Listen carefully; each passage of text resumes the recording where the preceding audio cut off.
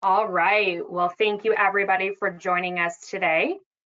We are going to be talking about the new California COVID-19 supplemental paid sick leave, in short SPSL, and we'll go over that as well. This session will be recorded, and you can find a copy of the slides for today's session in the handout section. All right, so let me first introduce myself before we get started. My name is Adina Glencher, and I am the Senior HR Services Advisor here at PayEntry.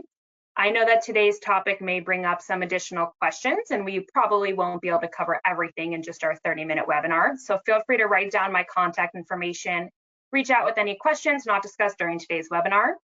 We will have a brief Q&A session at the end where you can ask your questions, and we'll read those and answer them for you all. And anything, if we don't have enough time, we will go ahead and answer you via email and reach out directly. So feel free to write down my email address as well as the one located on the bottom of the screen. I do want to remind everybody that this training does not constitute legal advice. I am not an attorney. So any questions you have regarding the material, you can reach out to our PayEntry HR Services team, your Equal Employment Officer, a supervisor, or of course your attorney if you want some legal advice. All right, so today we are going to be talking about California COVID-19 SPSL for 2022, also known as AB 84. Our agenda today will include a look back. We're going to talk about how we got here, what the last couple years have looked like briefly, which employers the law actually applies to, the two different types of leave, the amount of leave, documentation and testing requirements, when this law is effective, wage statement requirements, and then some other need to knows we will go through at the end. All right, so let's start with a look back. I know it's hard to believe that COVID-19 has been a regular part of our life for about 2 years now, and with that, so has supplemental paid sick leave. So many of you may remember that California SPSL began in late 2020. California saw the need for leave to help fill the gap left by the FFCRA, which was the Families First Coronavirus Response Act, the federal law. This leave expired on December 31st, 2020. So after that expiration, California said, you know, we need to do something else. So they created California Supplemental Paid Sick Leave 2021. That went into effect immediately on March 19th. But was to be applied retroactively to any time taken since the beginning of that 2021 year. So this leave did expire on September 30th, 2021, which leaves us to where we are today. So AB 84, or the SPSL, when does it go into effect? It goes into effect the 10 days, after the date of enactment, which is the date assigned by the governor. And we now know that date. So that is going to be February 19th. So just in a few days, this will become into effect. Let's talk about what we know. So we know that this law is retroactive, which means that employers will be required to issue some retroactive payments to employees who took leave for a covered reason since January 1st, 2022. This is upon written or verbal request by an employee. So the question keeps getting brought up. We've already had a lot of people reach out and say, well, what if my employee doesn't request it? Do I need to provide it? Right now, it is your obligation to notify your employees of this requirement. And if you receive requests, then at that point, you do have to apply it. Whether or not you want to go ahead and do that manually is going to be up to you, and we can talk about that more on a one-on-one basis. The retroactive payment does have to be paid on or before the payday for the next full pay period after the oral or written request of the covered employee. We know that this leave will expire on September 30th, 2022, which makes me laugh a little bit, only because we all know that California is constantly changing and updating things. So there is, of course, opportunity for that to change. So keep your eyes and ears open, and we will notify all of our clients here at PayEntry if something does change regarding that end date. And an employee taking leave, as of September 30th, 2022 is permitted to take their full amount of leave. So if somebody is on leave on that last day, they are permitted to continue to be on leave for the full amount, regardless of that expiration. Okay, so This new law is going to apply to employers with more than 25 employees. You might be asking yourself, do I need to have 25 employees in the state of California? And the answer is no. If you have more than 25 employees anywhere in the United States, your California employees are covered by this law. So what's unique about the 2022 California Supplemental Paid Sick Leave, it is actually divided into two different leave banks. So we have bank one, which is pretty self-explanatory. There are 40 hours of leave available to full-time employees.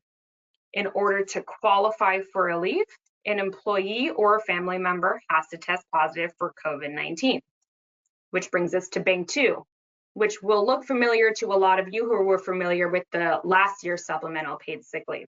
So bank two is another 40 hours, which is available to those full-time employees. And this leave must be provided if the employee is unable to work or telework for any of the following reasons: quarantine or isolation, advice from a healthcare provider, vaccine symptoms, caring for a family member, school closure due to COVID on site. And we will go into each one of these in detail within the next few slides. And then lastly, I do want to point out that a full-time employee is defined by you as the employer, but the law does state that on average, those employees who work 40 hours a week on average are considered full-time. And then part-time employees will receive a prorated basis, a prorated version based on their regular schedule. If you have employees who work a varied schedule, then you will do a look back to the last 6 months they've worked to figure out what that's going to look like. And if they haven't been there 6 months, then you'll do a look back period for as long as they have been there. All right, so these next few slides are going to have a lot of information, but I wanted to make sure everybody had the exact verbiage of what these qualifying reasons are. So we're going to go through them together. And of course, any questions you have, go ahead and submit those. So for bank two, a qualifying reason is a quarantine or isolation. So this is when a covered employee is subject to a quarantine or isolation period related to COVID, as defined by an order or guideline of the State Department of Public Health, the Federal Center for Disease Control and Prevention, or a local health officer who has jurisdiction over the workplace. So if the California Department of Public Health or the CDC announces, that would fall into this category.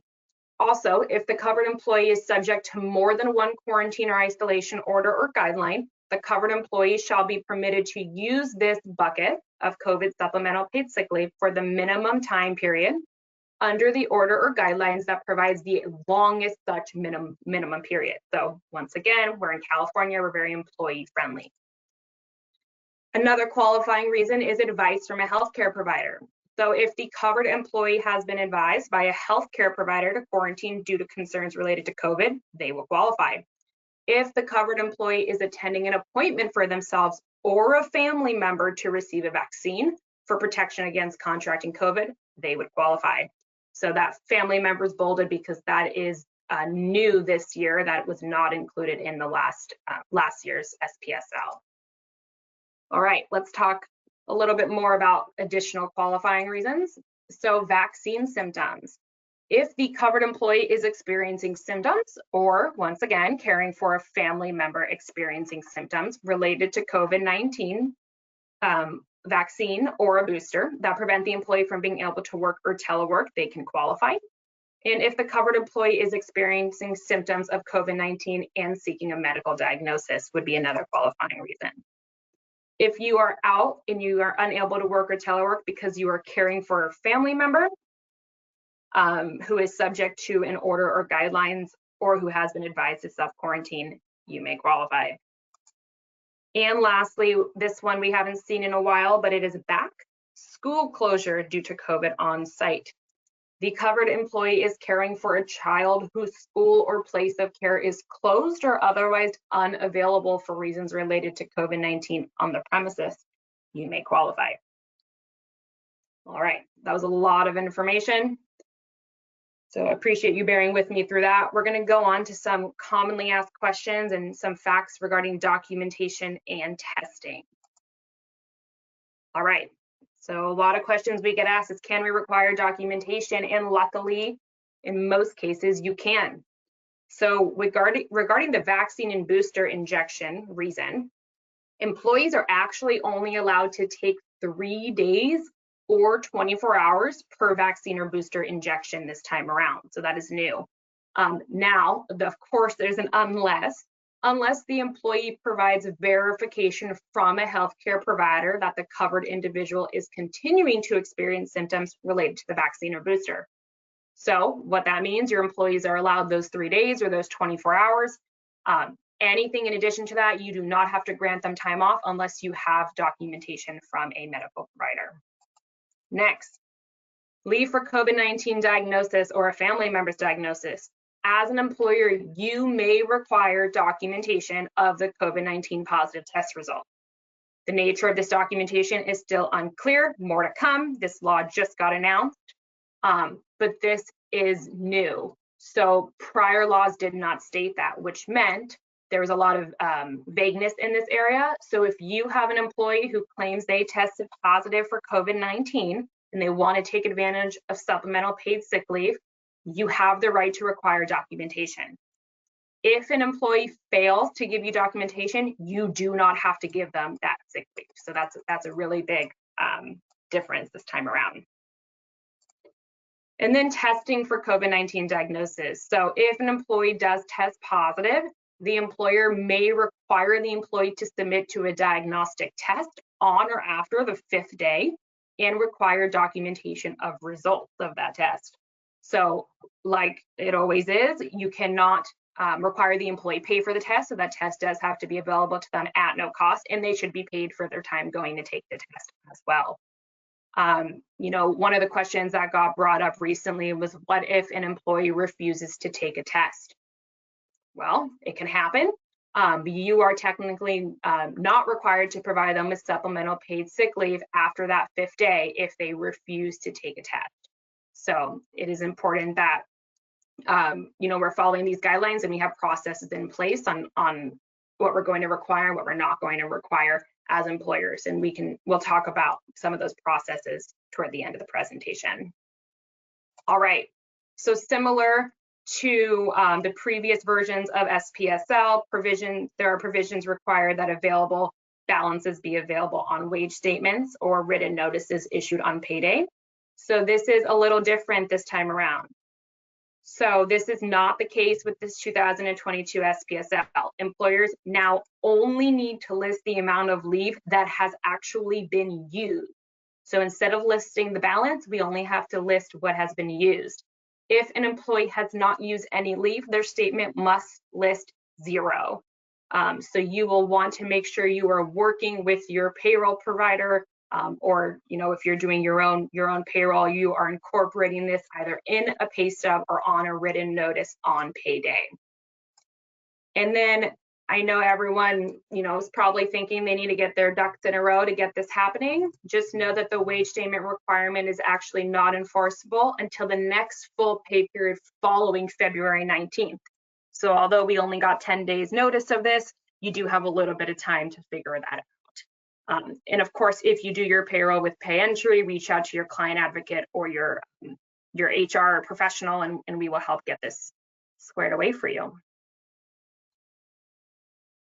All right, so a lot of additional information to discuss here, and I think this might bring up a lot of questions, so bear with me as we make our way through this. As I said earlier, employees with variable schedules receive leave based on their average hours worked up to a 6-month look-back period, depending, of course, on their length of employment. How to calculate that, we can talk about on a one-on-one basis if you need some assistance. It is important to note that the rate of pay is the same as California's regular paid sick leave, and there is still that $511 day cap. So you can't go over that cap for payment. Third on our list, employers cannot require any other type of leave to be used instead or before 2022 California SPSL. That is new. So we have to make sure that we are not requiring our employees to use their sick or their vacation bank before they use this SPSL. So this is an important one to understand. Next, employers that have provided COVID-19 related leave for reasons covered by the new law in amounts equal to or greater than what the law requires can take credit for previously provided leave since January 1st, 2022. So if you were a client who had reached out and asked, the leave is up, let's say it was October or November of last year, leave is up, do I still need to offer COVID sick leave? And we said, no, it's not legally required, but we recommend that you track that that COVID sick leave separately in case the new law is enacted. This is why. If that happened last year, well, that's another story. But if that happened after January 1st of this year and you had a leave available for your employees in addition to your state required leave, so your 3 days of paid sick leave, then you can retroactively you fulfilled your requirement. So what that looks like we could talk about, but yes, that is an option if you were gracious and did that in the meantime. All right, notice requirements. Of course, there will be one, so expect a new model poster to be published. This should be posted in the workplace and must be emailed to employees who do not frequent a workplace. I checked immediately before this webinar and it had yet to be posted, but my guess is it will be posted the next day or so. So make sure you're keeping your eyes open for that. And then of course, employers want to know, do we get any type of tax break on this? So the expectation is that businesses will have to absorb this cost, but that there may be a relief through various tax credits. And actually just yesterday, I was doing some additional research into this, and I believe some tax credit information has been released, but we do not have a lot of detail on that yet. So once again, more to come. All right, and then the last one is a big one. Employers are no longer allowed to require employees to first use and exhaust their California SPSL during periods the employee is entitled to exclusion pay under Cal OSHA's ETS. So I know it just sounds like I said a lot of nothing, but as many of you hopefully remember, Cal OSHA announced that employees who contract COVID at work or at the workplace, or if you can't prove otherwise, are required to be paid exclusion pay by the employer. So you cannot take out of an employee's supplemental paid sick leave bucket to pay this exclusion pay. It does have to be separate. So in other words, I think an easier way of understanding this is if your employee caught COVID at work or was exposed to COVID at work and is taking time off for those reasons, that does not come out of their 40, or I should say 80 between the two banks buckets. That is separate. If your employee got COVID on the weekend or somewhere outside of the workplace, then that is when the California supplemental paid sick leave will come into play. I'm going to pause for a minute. I know that probably brings up some questions. So like I said, jot those questions down, put them into the chat, and we will address those toward the end. All right, so I just threw a lot of information at you, and now we need to talk about what you as an employer should be looking out for and should be doing to prepare for this. So prepare an updated policy. As many of you know, California requires that every business have a WCPP, a workplace COVID prevention plan. If you do not have one in place, it's time to get one. If you do have one in place, it's more than likely time to update one. So reach out to myself. You can see the email address again at the bottom of this page for our HR services department for some assistance regarding that WCPP, or maybe an addendum to your handbook. Plan for your pay stub requirement. So reach out to your payroll company, talk to your HR professional, talk to your internal department as to how you're going to fulfill that wage statement requirement. Of course, keep an eye out for the notice to be posted. So this will likely be posted from the Labor Commissioner, but it should be on the Department of Industrial Relations page. As soon as we have notification that this has gone out, or this has been updated or gone out, we will definitely notify our clients.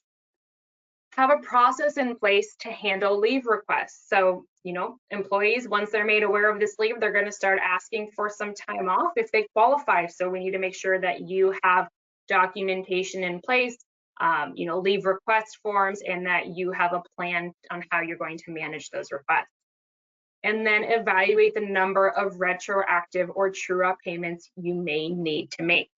So you'll have to take a look back on your employees who took leave as of January 1st for COVID reasons, and then potentially give a true-up or retroactively apply this supplemental paid sick leave.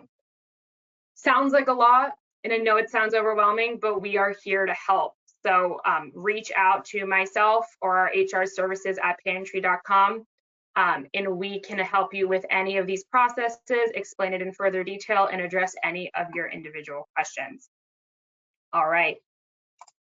Well, I do want to thank everybody for coming today and listening to the presentation. We are going to see if there are any questions at this time, and I'm going to call on Kathy to let me know if any questions have come in. Adina, I am amazed, but there are no questions in the questions box. I think that people are dumbfounded. You did a wonderful job giving a great in-depth overview. So maybe you answered all of their questions. So there are no questions. Well, I will say that's wonderful news, Kathy, but that scares me at the same time. I'm sorry, one just came in. Okay. Someone missed the part, what needs to be on the pay stub? Absolutely. So on the pay stub needs to be the amount of hours your employee has used from both banks. So you can, rather than having two different banks on your pay stub, you can have one, entitle it COVID Supplemental Paid Sick Leave 2022. The maximum they can use is up to that 80 hours, but you don't have to advertise what they have left, just what they have used. If they have used nothing, like many of your employees will have at the beginning, you do have to actually put 0 on your pay stub. Great question. Another question is, how can I find the recording for this? Would love to share that with the rest of our staff.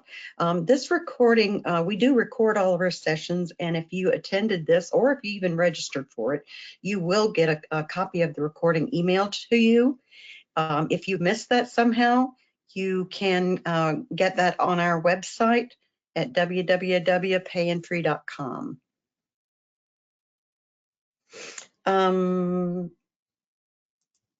Another person wanted to know if this would be a test question on the HR exam. Erin, I don't think so because it's so recent.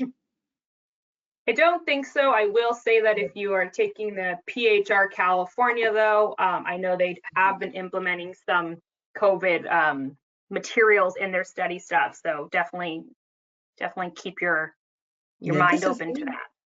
Erin has signed up for our APHR class, which starts on March the 8th. If any of you are interested, it is the first step in HR certification. You only have to have high school degree. You don't have to have any HR experience. So it's a great way to validate what you know and learn some things.